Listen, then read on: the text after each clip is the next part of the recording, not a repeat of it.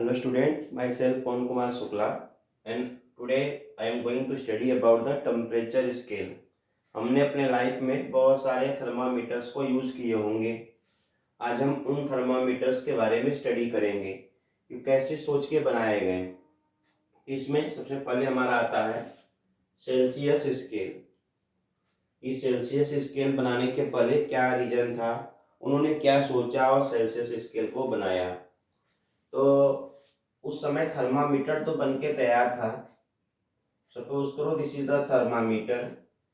एक थर्मामीटर बन के तैयार था बट उसका कैलिब्रेशन नहीं हुआ था, उसके ऊपर रीडिंग नहीं हुई थी। So at that times scientist take the two reference point, one is melting ice and other is boiling points. उन्होंने क्या किया, इस थर्मामीटर्स के ऊपर बहुत सारे रीडिंग कर दिए, ऐसे बहुत सारे रीडिंग्स बना दिया गया और इस थर्मामीटर्स को ले जाकर सपोज हियर इज मरकरी, यहाँ पे mercury, this is the bulb of thermometer and this is the level.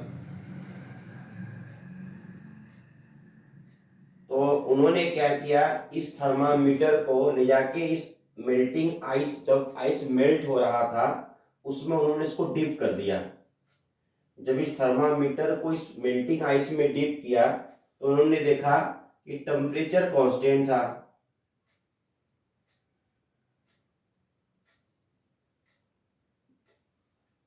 एक थर्मामीटर बन के तैयार था, उसका कैलिब्रेशन नहीं हुआ था। तो इन द सेल्सियस टाइम्स उन्होंने क्या किया, इस थर्मामीटर को इस मेल्टिंग आइस में डिप किया और देखा कि जब ये आइस मेल्ट हो रहा था उसमें थर्मामीटर्स की जो रीडिंग थी वह रीडिंग कांस्टेंट हो गई। जब तक आइस मेल्ट हुआ तब तक ये थर्मामीटर की जो रीडिंग थी वो कांस्टेंट थी, यह बदल नहीं रही थी। उन्होंने इसको क्या कर दिया, अपना रिफरेंस पॉइंट बना दिया। सेल्सियस स्केल में इस मेल्टिंग पॉइंट को एक रिफरेंस पॉइंट बना दिया गया।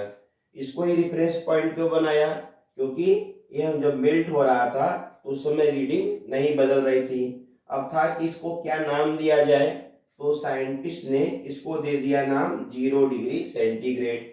इस तरह इस पॉइंट को उन्होंने 0 डिग्री सेंटीग्रेड डिफाइन कर दिया। अब गया बॉइलिंग पॉइंट पे, दोबारा इस थर्मामीटर को इस बॉइलिंग पॉइंट पे जब वाटर बॉयल हो रहा था तो उन्होंने क्या किया, इसको उसमें डिप किया। तो उन्होंने अगेन देखा कि इसकी रीडिंग नहीं बदल रही थी। जब वाटर बॉयल हो रहा था उस समय अगर इस थर्मामीटर को इसमें डिप किया जाए तो इसकी रीडिंग नहीं बदल रही थी, means here again temperature constant हो गया था।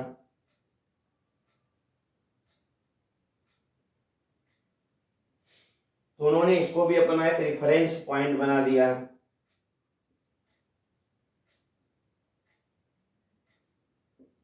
कि इस पॉइंट पे टेम्परेचर कांस्टेंट होता है। अब था कि नाम क्या दिया जाए, तो उन्होंने बहुत कुछ सोचा और इसका नाम दे दिया 100 डिग्री सेंटीग्रेड। तो इस तरह इस थर्मामीटर के दो रेफरेंस पॉइंट बना दिए गए, 0 डिग्री सेंटीग्रेड और 100 डिग्री सेंटीग्रेड। किसी वाटर का मेल्टिंग पॉइंट 0 क्यों होता है, तो साइंटिस्ट का अपना मन था। अगर उस समय उन्होंने इसको 50 रखा होता तो आज हम इसको 50 पढ़ते। Boiling point of water is 100 degree, यह साइंटिस्ट का अपना मन था। अगर उसमें साइंटिस्ट ने कुछ सोच के इसको 200 रख दिया होता तो आज के डेट में हम बॉइलिंग पॉइंट ऑफ वाटर 200 पढ़ते। वो तो साइंटिस्ट के ऊपर डिपेंड करता है। उसने क्या किया, इसको 0 डिग्री सेंटीग्रेड नाम दे दिया और इसको 100 डिग्री सेंटीग्रेड नाम दे दिया और इसको 100 डिवीजन में तोड़ दिया। तो ये हो गया हमारा सेल्सियस थर्मामीटर। सेल्सियस थर्मामीटर में हुआ क्या, साइंटिस्ट को दो रेफरेंस पॉइंट चाह रहा था। तो उसने देखा कि जब मेल्टिंग आइस होता है तो उस समय टेम्परेचर नहीं बदलता है, तो उन्होंने उसको अपना रेफरेंस पॉइंट बना दिया और दूसरा रेफरेंस पॉइंट बॉइलिंग वाटर को बना दिया, क्योंकि इन दोनों समय पे टेम्परेचर कांस्टेंट था। अब आ गई बात कि इसको नाम क्या दिया जाए। तो साइंटिस्ट ने इसको नाम 0 दे दिया और इसको 100 दे दिया। तो ये 0 डिग्री हो गया, ये 100 डिग्री हो गया। और इसको क्योंकि किसी चीज का टेम्परेचर नापना है तो 1 डिग्री का वेरिएशन होगा, इसलिए इसने इसको 100 पार्ट में डिवाइड कर दिया। तो this is our Celsius thermometer.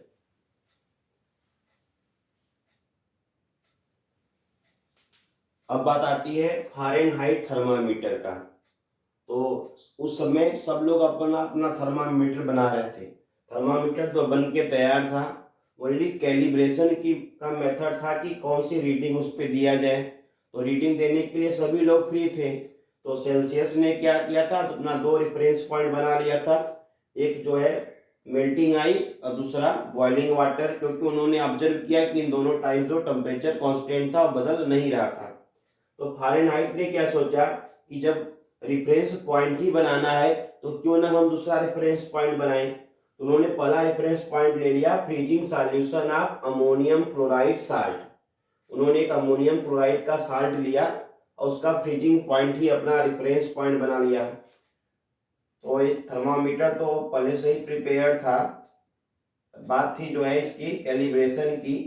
तो उन्होंने क्या किया, इसका जो फ्रीजिंग पॉइंट था अमोनियम क्लोराइड साल्ट का, उसको उन्होंने कहा कि 0 डिग्री फारेनहाइट है। और किसी हेल्थी ह्यूमन बॉडी का टेम्परेचर ले लिया, किसी पर्सन को लिया जो मोटा तगड़ा था, और कहा कि ये इसका हमारा जो है सेकेंड रेफरेंस पॉइंट है और इसको नाम ही देना था। तो उन्होंने 96 डिग्री फारेनहाइट दे दिया। यहाँ पे जो था नंबर ही लिखना था। तो फारेनहाइट साइंटिस्ट आए, उन्होंने अपने रेफरेंस पॉइंट को जो है freezing point of ammonium chloride salt ले लिया और हेल्थी ले लिया। ये इनका रेफरेंस पॉइंट था, लोअर रेफरेंस पॉइंट, और this that is the higher reference point. तो इस तरह उन्होंने लोअर रेफरेंस पॉइंट और हायर रेफरेंस पॉइंट ले लिया। इसको उन्होंने 0 डिग्री फारेनहाइट बोल दिया और इसको इन्होंने 96 डिग्री फारेनहाइट बोल दिया। 96 ही क्यों रखा, तो उस समय साइंटिस्ट का अपना अपना कैलकुलेशन था, अपना अपना मन था, तो उन्होंने इस तरह इसको डिवाइड कर दिया। बट ये रिलायबल नहीं है। अगर सपोज करो कि जो हेल्थी पर्सन था उसको फीवर रहा होगा तो उस समय टेम्परेचर में वेरिएशन आने लगेगा। या जो ये सॉल्ट लिया है, अगर सॉल्ट की मात्रा कम या ज़्यादा हो जाएगा इसमें भी क्या आएगा, वेरिएशन आएगा। तो फारेनहाइट ने अपना टेम्परेचर स्केल तो दे दिया बट ये रिलायबल नहीं था। बट ये फेमस हो चुका क्योंकि ये अमेरिकन साइंटिस्ट थे। अमेरिका में आज भी फारेनहाइट टेम्परेचर ही यूज होता है। तो ये अमेरिकन साइंटिस्ट होने के कारण ये बहुत फेमस हो गया।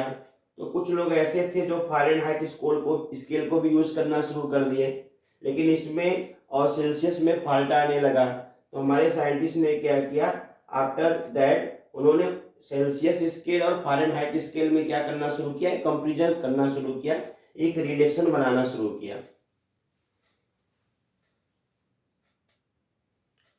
Now Fahrenheit versus Celsius thermometer. तो हम एक थर्मामीटर ले लेते हैं और ये दिस इज द थर्मामीटर। इधर हम सेल्सियस को रीड करते हैं, इधर फारेनहाइट को।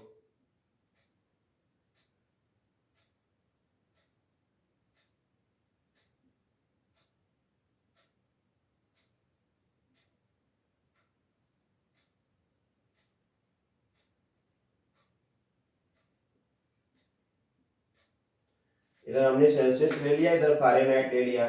तो सेल्सियस का जो रेफरेंस पॉइंट था वो कितना था, 0 डिग्री सेंटीग्रेड, और जो सेल्सियस का जो बॉइलिंग पॉइंट था वो था 100 डिग्री सेंटीग्रेड।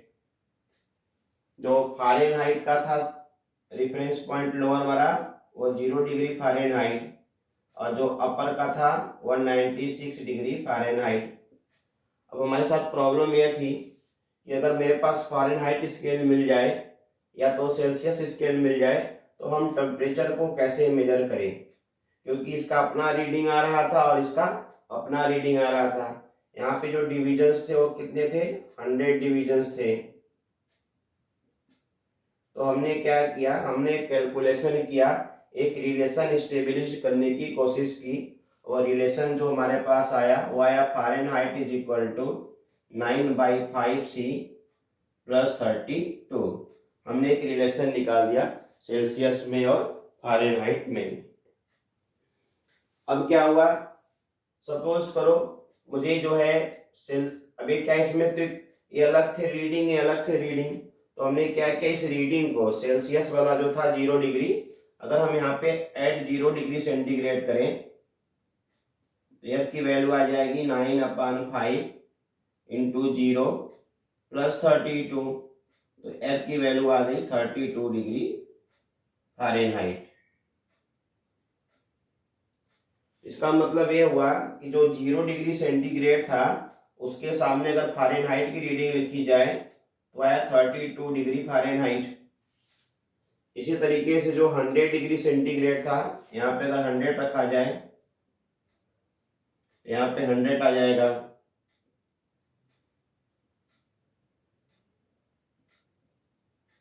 तो दिस बिकम्स 212 डिग्री फ़ारेनहाइट। तो यहाँ पे क्या हो गया 212 degree Fahrenheit.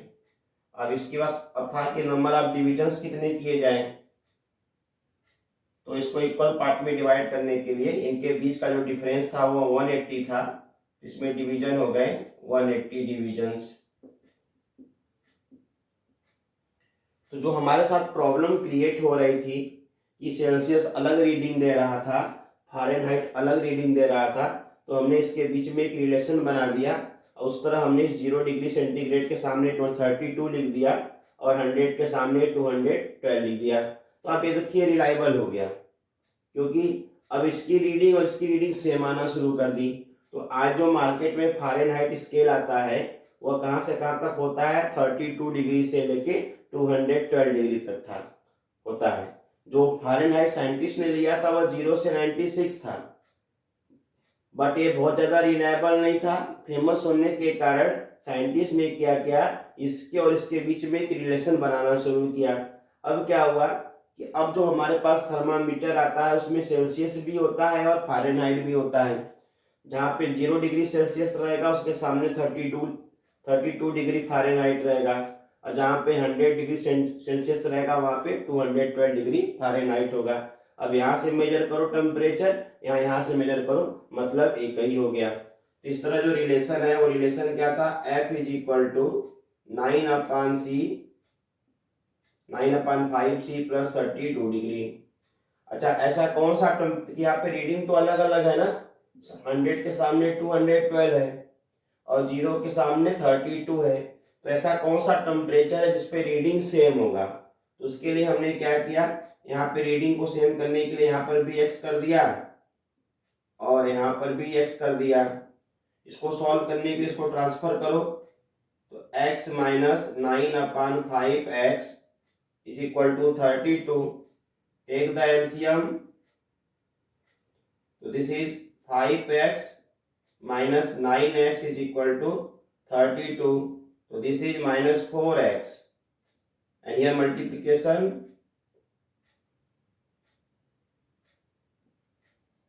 so the value of x is equal to this cancel to this minus 40 degree Celsius or minus 40 degree Fahrenheit. इस तरह जो है एक टेम्परेचर हमको मिलेगा। देखिए यहाँ पे रीडिंग तो अलग अलग दिख रही है ना, 100 डिग्री सेल्सियस का मतलब होता है 200 डिग्री फ़ारेनहाइट, 0 डिग्री सेल्सियस का मतलब होता है 32 डिग्री फ़ारेनहाइट। लेकिन अगर टेम्परेचर -40 है, अगर सपोज करो इसको और नीचे, इसमें और नीचे पॉइंट्स आएगा, यहाँ पे क्या लिखा रहेगा 40 डिग्री सेल्सियस, जस्ट सामने क्या लिखा रहेगा 40 डिग्री फ़ारेनहाइट। तो अब क्या है -40, अब कोई मैटर नहीं रह गया है। अब चाहे आप सेल्सियस को यूज करो चाहे फ़ारेनहाइट को यूज करो, क्योंकि आपको एक ये रिलेशन पता है। तो अगर आपने फ़ारेनहाइट में यूज सॉल्व कर दिया तो आप उसको सेल्सियस में कन्वर्ट कर सकते हो, या सेल्सियस में सॉल्व किया है तो फ़ारेनहाइट में। तो ये हमारा सेल्सियस स्केल और फ़ारेनहाइट स्केल का कंपेरिजन रहा। अब जो तीसरा स्केल हमको मिला वह था केल्विन स्केल। इसकी जरूरत क्यों पड़ी इसको हम समझते हैं।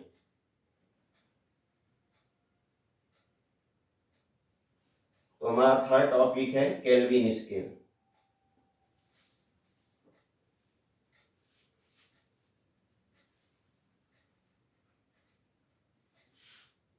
सो केल्विन स्केल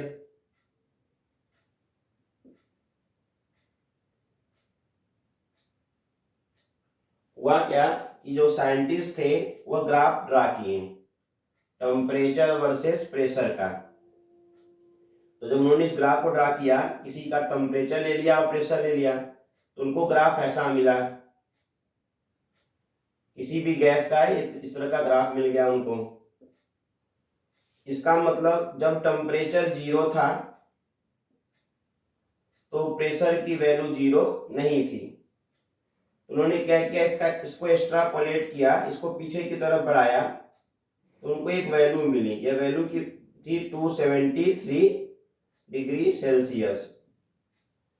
मतलब उन्होंने देखा कि जब किसी भी ऑब्जेक्ट का, किसी भी गैस का जब प्रेशर 0 होता है, उस समय जो टेम्परेचर हमको मिलता है वह टेम्परेचर मिलता है -273 डिग्री सेल्सियस। तो उनको ये समझ में आ गया कि हम गलती कर बैठे हैं।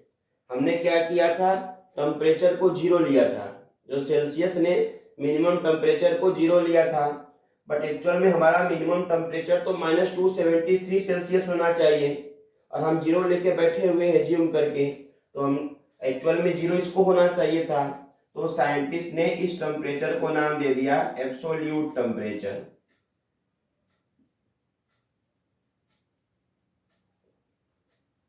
देखिए, बात तो एज्यूम करने की थी।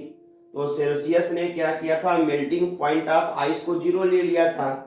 बट एक्चुअल में जब साइंस डेवलप हुआ तो पता चला कि 0 तो हमको इसको लेना चाहिए था, उसको नहीं लेना चाहिए था। तो उन्होंने मजबूरी बस इसका नाम रख दिया एब्सोल्यूट टेम्परेचर, और यहाँ से एक क्या किया, स्केल बना दिया, एक केल्विन स्केल को डेवलप किया। सो this is suppose this is the Celsius scale, this is the Fahrenheit scale, और जो तीसरा स्केल उन्होंने बनाया केल्विन स्केल। और देखा जो टेम्परेचर स्टार्ट हो रहा था वह स्टार्ट हो रहा था -273 से।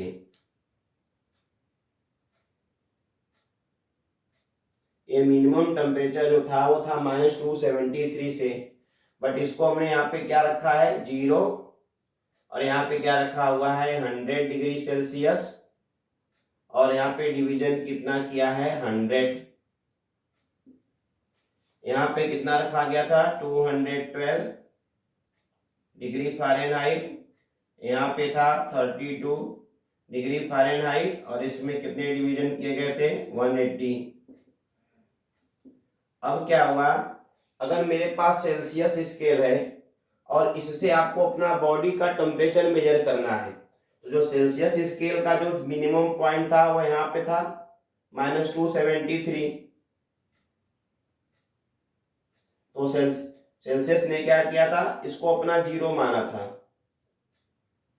ये जो केल्विन थे, केल्विन का जो स्टार्टिंग पॉइंट था वो 0 कहाँ था, यहाँ पे। जब केल्विन का 0 था तो उसमें सेल्सियस के पास कितना आ रहा था -273। तो केल्विन ने क्या किया कि इसको, उसका 0 तो यहाँ आ गया था, तो ये क्या था 0 से इतना एक्स्ट्रा हो गया ना, तो इन्होंने क्या किया, इसको अपना 273 प्लस कर दिया, और इस पॉइंट को क्या कर दिया 373 कर दिया, और डिवीजन कितना कर दिया 100 डिवीजन कर दिया। तो ये हमारा केल्विन स्केल आ गया, ठीक है ना। एक्चुअल में क्या हुआ कि केल्विन को पता चल गया कि 0 यहाँ नहीं होना चाहिए, जो 0 है वो कितना है -273 का है, तो ये हमारा 0 होना चाहिए।